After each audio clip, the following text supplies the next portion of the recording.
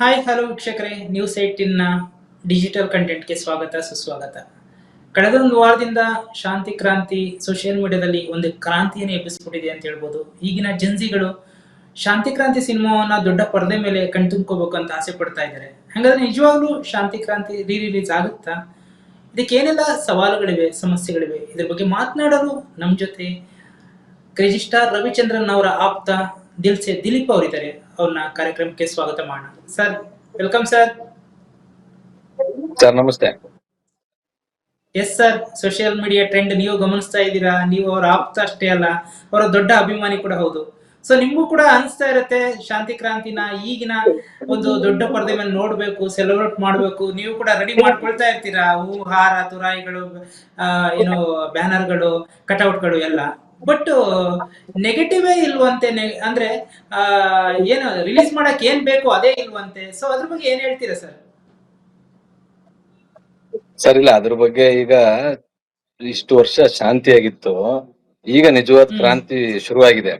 ಜೆನ್ಜಿಗಳೇ ಒಂದ್ 35 ವರ್ಷದ ಹಳೆ ಸಿನಿಮಾನ ನಮ್ಗೆ ರಿಲೀಸ್ ಆಗ್ಬೇಕು, ನಮ್ಗೆ ಅದ್ ಬೇಕು. We want to celebrate Ravichandran sir.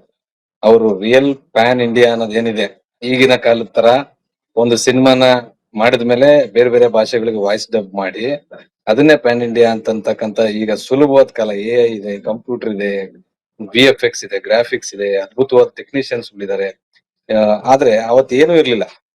Computer ಇಲ್ಲದ ಕಾಲದಲ್ಲಿ ಅಷ್ಟು ಮಾಸ್ಕಿಂಗ್ ಶಾಟ್ಸ್, ಅಷ್ಟು ಮಿಕ್ಸಿಂಗ್, ಮತ್ತೆ ಪ್ಯಾರಲಲ್ ಆಗಿ ಬೇರೆ ಬೇರೆ ಭಾಷೆಗಳಲ್ಲಿ ರಜನಿಕಾಂತ್ ಸಾಹೇಬ್ರು, ನಾಗಾರ್ಜುನ್ ಅವರು, ಜೂಹಿ ಚಾವ್ಲಾ ಅವರು ಎಲ್ಲರನ್ನೂ ಕೂಡ ಒಳಗೊಂಡಂತ ಪ್ಯಾರಲಲ್ ಮೇಕಿಂಗ್ ಮಾಡಿದಂತ ರಿಯಲ್ ಪ್ಯಾನ್ ಇಂಡಿಯಾ ಸಿನಿಮಾ ಯಾವ್ದಿದೆ ಅಂದ್ರೆ ಅದು ನಮ್ ಶಾಂತಿ ಕ್ರಾಂತಿ.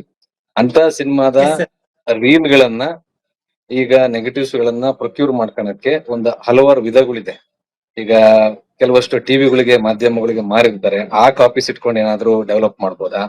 ಈಗ ಉದಯ ಟಿವಿಗೆ ತಮ್ಗೆಲ್ಲ ಗೊತ್ತಿರೋ ಹಾಗೆ ಅದು ಆಗ್ಲೇ ರವಿಚಂದ್ರನ್ ಸರ್ ಅವರ ಆತ್ಮೀಯ ಬಳಗ ಅದು. ಸೊ ಅಲ್ಲಿಂದ ಪ್ರೊಕ್ಯೂರ್ ಮಾಡ್ಕೊಳ್ಬೋದಾ? ಆಮೇಲೆ ಒಂದಷ್ಟು ಲ್ಯಾಬ್ ಗಳಲ್ಲಿ ಅದನ್ನೆಲ್ಲ ಎತ್ತಿಡೋ ವ್ಯವಸ್ಥೆ ಮಾಡಿರ್ತಾರೆ. ಈಗ ನೀವು ಅಬ್ಸರ್ವ್ ಮಾಡಿದ್ರೆ 1972ರಲ್ಲಿ ಈಶ್ವರಿ ಸಂಸ್ಥೆ ಏನ್ ಶುರುವಾಯ್ತು, 91ರಲ್ಲಿ ವೀರಸ್ವಾಮಿ ಸಾಹೇಬ್ರವರು ಕಾಲವಾದ್ಮೇಲೆ ಬಾಲಾಜಿ ಸಾರು ಅದನ್ನ ಟೇಕ್ ಓವರ್ ಮಾಡ್ಕೊಂಡ್ರು. ಅಂದ್ರೆ ಡಿಸ್ಟ್ರಿಬ್ಯೂಷನ್ ಪಾರ್ಟ್, ಆಫೀಸ್ ವರ್ಕ್ ಎಲ್ಲ ಅವ್ರು ಮಾಡ್ತಿದ್ರು. ರವಿಚಂದ್ರನ್ ಸಾರು ಸಿನಿಮಾ ಮೇಕಿಂಗು, ಆಕ್ಟಿಂಗು ಮತ್ತೆ ಡೈರೆಕ್ಷನ್ ಈ ತರ ಅವರು ನೋಡ್ಕೊಳ್ತಾ ಇದ್ರು. ಸೊ ಬಾಲಾಜಿ ಅವ್ರಿಗೂ ಕೂಡ ಒಂದಷ್ಟು ಅದ್ರ ಬಗ್ಗೆ ಐಡಿಯಾಸ್ ಇರುತ್ತೆ. 91ರಿಂದ ಇತ್ತೀಚಿನವರೆಗೂ ಕೂಡ ಬಾಲಾಜಿ ಸಾರು ಅದನ್ನ ಆಫೀಸ್ ವರ್ಕ್ ಗಳನ್ನ ಎಲ್ಲ ನೋಡ್ಕೊಳ್ತಾ ಇದ್ರು, ಈಶ್ವರಿ ಸಂಸ್ಥೆನ. ಸೊ ಅವ್ರಿಗೆ ಎಲ್ಲೆಲ್ಲಿ ಪ್ರೊಕ್ಯೂರ್ ಮಾಡಿಟ್ಟಿರ್ತಾರೆ ಅಂತಕ್ಕಂತ ಒಂದು ಕುರುಹುಗಳು ಇರ್ತವೆ. ಸೊ ಅದ್ರ ಬೇಸಿಸ್ ಆಗಿ ಅವರು ಕೂಡ ಹುಡುಕುವಂತ ಕೆಲಸಗಳನ್ನ ಮಾಡ್ತಾ ಇರ್ತಾರೆ. ಈಗ ರೀಸೆಂಟ್ ಆಗಿ ವಿಕ್ರಮ್ ರವಿಚಂದ್ರನ್ ಅವರು ಮತ್ತೆ ಮನೋರಂಜನ್ ರವಿಚಂದ್ರನ್ ಅವರು, ಈಶ್ವರಿ ಸಂಸ್ಥೆಯ 2 ಕುಡಿಗಳು, ಅವರು ಕೂಡ ರವಿಚಂದ್ರನ್ ಸರ್ ಹತ್ರ ಮಾತಾಡಿ ಒಂದು ಗ್ರೀನ್ ಸಿಗ್ನಲ್ ತಗೊಂಡಿದ್ದಾರೆ. ಅವರು ಆ ಒಂದು ನಿಟ್ಟಿನಲ್ಲಿ ಇದ್ದಾರೆ. ಇದು ಯಾಕೆ ಅಂತಂದ್ರೆ ಸರ್, ಇದು ಯಾರು ರವಿಚಂದ್ರನ್ ಸರ್ ಆಗ್ಲಿ, ಬಾಲಾಜಿ ಸರ್ ಆಗ್ಲಿ, ವಿಕ್ರಮ್ ಸರ್ ಆಗ್ಲಿ, ಮನೋರಂಜನ್ ಸರ್ ಆಗ್ಲಿ, ಇಡೀ ಈಶ್ವರಿ ಸಂಸ್ಥೆ ಇದ್ರ ಬಗ್ಗೆ ಯೋಚನೆ ಮಾಡಿರ್ಲಿಲ್ಲ. ಯಾಕಂದ್ರೆ ಇದೇನು ಅವ್ರ ಪ್ಲಾನ್ ಅಲ್ಲ, ಇದು ಜನರೇ ಅದ್ ಎಲ್ಲಿಂದ ಶುರುವಾಯ್ತು ಅಂತ ಯಾರಿಗೂ ಗೊತ್ತಿಲ್ಲ. ಸೊ ಅವ್ರು ಯಾರು ಕೂಡ ಹೇಳಿಲ್ಲ ಅಫಿಷಿಯಲ್ ಆಗಿ ನಾವು ಶುರು ಮಾಡಿದ್ದು ಅಂತಾನೂ ಗೊತ್ತಿಲ್ಲ ಸರ್. ಗೊತ್ತಿಲ್ಲ ಸರ್, ಇದು ಯಾರಿಗೂ ಗೊತ್ತಿಲ್ಲ, ಯಾರಿಗೂ ಗೊತ್ತಿಲ್ಲ. ಇದಕ್ಕೆ ಇದು ಹೆಂಗೆ ಅಂತಂದ್ರೆ, ಇದು ಎಲ್ಲೋ ದೇವರೇ ಮೋಸ್ಟ್ಲಿ ಅವತ್ ಮಾಡತಕ್ಕಂತ ಒಂದು ಪರಿಶ್ರಮ, ಅವತ್ ಮಾಡದಂತ ಒಂದು ಮೆಮತ್ ಹರ್ಕುಲಿಯನ್ ಟಾಸ್ಕ್ ಏನಿದೆ, ರವಿಚಂದ್ರನ್ ಎಂಬ ಡ್ರೀಮ್ ಮರ್ಚೆಂಟ್, ಒಬ್ಬ ರಿಯಲ್ ಶೋಮ್ಯಾನ್ ಮಾಡಿರ್ತಕ್ಕಂತ ಅದ್ಭುತವಾದ ಕೆಲಸನ ಇವತ್ತು ಜೆನ್ಸಿಗಳು ಏನಿದ್ದಾರೆ ಅವರು ರಿಯಲ್ ನಿಜವಾದ ಸತ್ವ ಏನಿದೆ ಅದನ್ನ ಕಂಡಿಡ್ತಕ್ಕಂತ ಅವ್ರಿಗೆ ಗುಣ ಇದೆ. ಇವತ್ತು ನಾವು ನೋಡ್ತೀವಿ ಆರ್ಗ್ಯಾನಿಕ್ ವರ್ಲ್ಡ್ ಅಲ್ಲಿ ಏನ್ ತಿನ್ಬೇಕು, ಹೇಗಿರ್ಬೇಕು, ಯೋಗಾಭ್ಯಾಸ ಹೇಗಿರ್ಬೇಕು, ಒಬ್ರು ಪ್ರಧಾನ ಮಂತ್ರಿಗಳ ತನಕ ನಾವು ಹೇಗೆ ಮುಟ್ಬೇಕು ಅನ್ನೋದು ಇವತ್ತಿನ ಜೆನ್ಸಿಗೆ ಗೊತ್ತಿದೆ. ಈ ಕಾಲಮಾನದ ಇವತ್ತಿನ ಹುಡುಗರುಗಳು ನಿಜವಾದ ಮೇಕರು ರಾಜಮೌಳಿ ಅವ್ರ ತನಕ, ರಾಮ್ ಗೋಪಾಲ್ ವರ್ಮಾ ಅವರಿಂದ ಹಿಡಿದು ಯಾವ ಡೈರೆಕ್ಟರ್ನ ಮಾಸ್ಟರ್ ಡೈರೆಕ್ಟರ್ ಅಂತ ಕರೀತಾರೆ. ಕನ್ನಡದಲ್ಲಿ ಅಂತ ಪ್ರಯತ್ನ ಪ್ರಪ್ರಥಮವಾಗಿ ಆ ಕಾಲದಲ್ಲಿ 91ನಲ್ಲಿ ಅವ್ರು ಸಿನಿಮಾ ಮಾಡಿದ್ಮೇಲೆ 2 ವರ್ಷ ಆದ್ಮೇಲೆ ಆರ್ಗನ್ ಸ್ಕ್ಯಾಮ್ ಬಗ್ಗೆ ಕಾಯ್ದೆ ತರ್ತಾರೆ ಗೌರ್ಮೆಂಟ್. ಸೊ ಅಷ್ಟು ಅಡ್ವಾನ್ಸ್ ಆಗಿದ್ದಂತ ಅವತ್ತಿನ ಕಾಲದಲ್ಲಿ ರವಿಚಂದ್ರನ್ ಅವ್ರನ್ನ ಸೆಲೆಬ್ರೇಟ್ ಮಾಡ್ಬೇಕು ಅಂತ ಇವತ್ತಿನ ಜೆನ್ಸಿಗಳು, ಇವತ್ತಿನ ಹುಡುಗರು ಶಾಂತಿ ಕ್ರಾಂತಿ ಇದನ್ನ ಸ್ಟಾರ್ಟ್ ಮಾಡ್ಬಿಟ್ಟಿದ್ದಾರೆ ಸರ್. ಎಲ್ಲಿ ನೋಡಿದ್ರು, ಯಾವ ರೀಲ್ಸ್ ನೋಡಿದ್ರು, ಇನ್ಸ್ಟಾಗ್ರಾಮ್ ನೋಡ್ಲಿ, ನೀವು ಫೇಸ್ಬುಕ್ ನೋಡ್ಲಿ, ಯಾವ ಸೋಷಿಯಲ್ ಮೀಡಿಯಾ ನೋಡಿದ್ರು, ಹಳ್ಳಿಗಳಲ್ಲಿ ಇವತ್ತು ಶಾಂತಿ ಕ್ರಾಂತಿ ಮತ್ತೆ ಬರ್ಬೇಕು ಅಂತ ಒಬ್ರು ಆಟೋ ಡ್ರೈವರ್ಗಳು, ಒಬ್ಬ ಸೊಪ್ಮಾರ್ ಅವರು, ಒಬ್ಬರು ಶಾಲೆಗಳಿಗೆ ಹೋಗಿ ಸ್ವಯಂ ಪ್ರೇರಿತವಾಗಿ ಅಭಿಮಾನಿ ವರ್ಗಗಳು, ನಾವೊಂದ್ 1000 ಟಿಕೆಟ್ ಮಕ್ಳಿಗೆ ತೋರಿಸ್ತೀವಿ, ಈ ಸಿನಿಮಾ ಮಕ್ಳು ನೋಡ್ಬೇಕು ಅಂತ. ಸರ್ ಯಾಕೆ ಅಂದ್ರೆ ತಾವು ನೋಡಿರ್ತೀರಾ, CC ಕ್ಯಾಮ್ರಾ ಇಮೇಜ್ಗಳನ್ನ ತಮ್ಮ ಮಾಧ್ಯಮದಲ್ಲೇ ನಾವು ಬಿತ್ತರ ಮಾಡ್ತೀರಾ.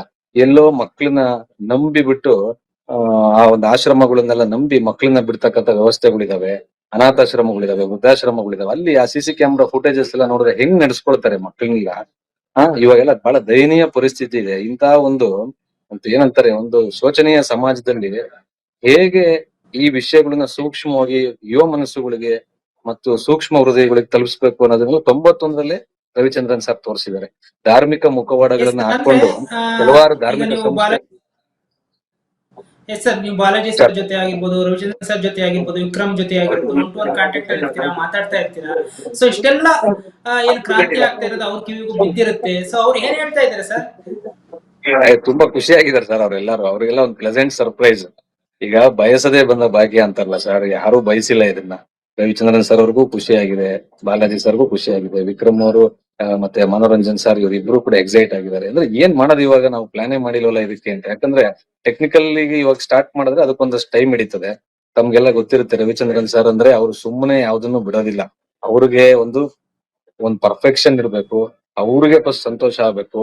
ಅವ್ರು ಆವಾಗ್ಲೇ ಪ್ರೇಕ್ಷಕರಿಗೆ ಆ ಸಿನಿಮಾವನ್ನ ಒಂದು ತಂದು ಅದನ್ನ ಬಿಡುಗಡೆ ತಂದು ಉಣಬಡಿಸುವಂತದ್ದು. ಎಸ್ ಸರ್, ಅಂದ್ರೆ ಈಗ ಬಾಲಾಜಿ ಸರ್ ಆಗಿರ್ಬೋದು ನೆಗೆಟಿವ್ ನ ಹುಡುಕ್ತಾ ಇದಾರೆ ಅಂತ ಹೇಳಿದ್ರಿ. ಸೊ ಅಂದ್ರೆ ಯಾವಾಗ ಒಂದು ಶಾಂತಿ ಕ್ರಾಂತಿನ ರಿಲೀಸ್ ಮಾಡಬಹುದು, ಮಾಡೋ ಸಾಧ್ಯತೆ ಇದೆ? ಎಷ್ಟು ಸಮಯ ಹಿಡಿಬಹುದು ಸರ್?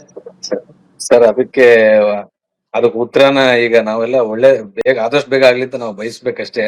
ಇವಾಗ ರವಿಚಂದ್ರನ್ ಸರ್ ಅವರು ಐ ಗಾಡ್ ದ ಕ್ರೇಜಿ ಅಂತ ಒಂದು ಅದ್ಭುತವಾದಂತ ದೊಡ್ಡ ಪ್ರಾಜೆಕ್ಟ್ ಮಾಡ್ತಾ ಇದ್ದಾರೆ. ಸಕಲೇಶ್ಪುರದಲ್ಲಿ ಶೂಟ್ ಮಾಡ್ತಾ ಇದ್ದಾರೆ. ಅದು ನಾವೆಲ್ಲರೂ ಏನೊಂದು ಅನ್ಕೊಂತ ಇದ್ವಿ, ಆತರ ಆಲ್ಮೋಸ್ಟ್ ಒಂದು 100 ಕೋಟಿ ಬಜೆಟಿನ ಒಂದು ಸಿನಿಮಾ ಆಗ್ಲಿದೆ ಅಂತ ಅಷ್ಟೇ ನಾನು ಹೇಳ್ಬಲ್ಲೆ. ಬಾಕಿದೆಲ್ಲ ರವಿಚಂದ್ರನ್ ಸರ್ ಹೇಳ್ಬೇಕು. ಅದ್ರ ಬಗ್ಗೆ ರಿವೀಲ್ ಮಾಡ್ಲಿಕ್ಕೆ ನಮಗ್ ಪರ್ಮಿಷನ್ ಇಲ್ಲ. ಅವರೇ ಬರ್ತಾರೆ, ಒಂದು ದೊಡ್ಡ ಕಾರ್ಯಕ್ರಮ ಮಾಡಿ ಬಹಳ ದೊಡ್ಡ ವೇದಿಕೆಯಲ್ಲಿ ಅದ್ರ ಬಗ್ಗೆ ಮಾತಾಡ್ತಾರೆ. ಅವ್ರು ಅಲ್ಲಿ ಬಿಸಿ ಇದಾರೆ. ಬಾಲಾಜಿ ಅವ್ರಿಗೆ ಇವಾಗ ಹೇಗಾಗಿದೆ ಅಂತಂದ್ರೆ, ಇದು ನಾಗರಾವ್ ಅವ್ರು ರಿಲೀಸ್ ಮಾಡಿದ್ರು. ಸೆಪ್ಟೆಂಬರ್ 17 ಬರ್ತಾ ಇದೆ. ಹಾಗಾಗಿ ನಾಗರಾವ್ದು ರೈಟ್ಸ್ ಗಳು ಯಾರು ಮತ್ತೆ ಕೇಳೋರೆಲ್ಲ ಸುಮಾರು ಜನ ಬಂದಿದಾರಂತೆ. ಸೊ ಬಾಲಾಜಿ ಸರ್ ಏನ್ ಮಾಡೋದು ಅಂತ ಅಂದ್ಬಿಟ್ಟು ಈ ಕಾನ್ಸೆಪ್ಟ್ ಗಳೆಲ್ಲ ಅವ್ರ ಮೈಂಡ್ ಅಲ್ಲಿ ಇರ್ಲಿಲ್ಲ. ಇನ್ನ ವಿಕ್ರಮ್ ಸರ್ ಅವ್ರದ್ದು ಮುದೋಳ ಸಿನಿಮಾ ರಿಲೀಸ್ ಇದೆ, ನಾಡಿದ್ದು ಅವ್ರದ್ದು ಹುಟ್ಟದಬ್ಬ ಇದೆ. ಸೊ ಅವ್ರು ಅದ್ರಲ್ಲಿ ಬಿಸಿ ಇದಾರೆ. ಮನೋರಂಜನ್ ಸರ್ದು 5 ಸಿನಿಮಾ ನಡೀತಾ ಇದೆ ಶೂಟಿಂಗ್. ಅವ್ರು ಅದ್ರಲ್ಲಿ ಬಿಸಿ ಇದಾರೆ ಸರ್. ಸರ್ ಯಾರಿಗೂ ಕೂಡ ಮನೆಯಲ್ಲಿ ಈ ಒಂದು ಐಡಿಯಾನೇ ಇರ್ಲಿಲ್ಲ.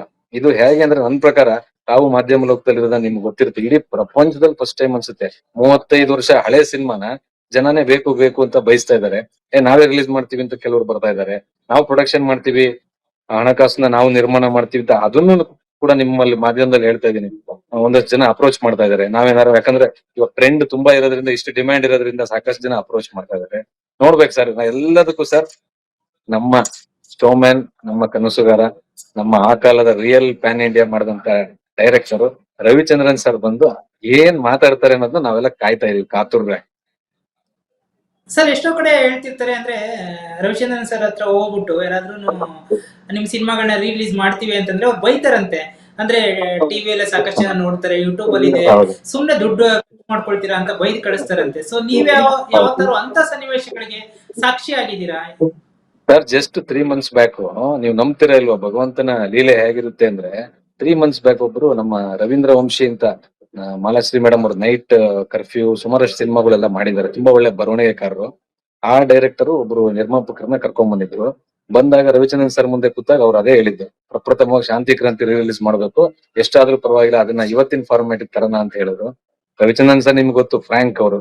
ಯಾರೋ ಬಂದ್ರು ಅಂತ ತಕ್ಷಣ ಅವ್ರ ಹತ್ರ ಅಡ್ವಾನ್ಸ್ ಇಸ್ಕೊಳ್ಳೋದು ಅಥವಾ ಏನೋ ಒಂದು ಬೇರೆ ತರ ಮಾತಾಡೋ ವ್ಯಕ್ತಿನೇ ಅಲ್ಲ ಅವ್ರು. ಅವ್ರು ಹೇಳಿದ್ರು, ಬೇಡಪ್ಪ ಹಳೇ ಸಿನಿಮಾ ಯಾಕೆ ಮಾಡ್ತೀಯಾ, ನೀವು ಹೊಸ ಸಿನಿಮಾನೇ ಮಾಡಿ, ಹೇಗಿದ್ರು ಡೈರೆಕ್ಟರ್ ಇದಾರೆ, ರೈಟರ್ ಇದಾರೆ, ಇವತ್ತಿನ ಸಮಕಾಲೀನತೆ ಮಾಡಿ.